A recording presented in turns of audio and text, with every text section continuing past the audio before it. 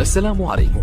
لا تنسوا الاعجاب بالفيديو والاشتراك في القناة تشجيعا لنا لنستمر بنشر المزيد ان شاء الله. موعد البطولة القادمة للمنتخب اليمني للناشئين بطولة كأس آسيا. لمعرفة التفاصيل تابع معنا الفيديو.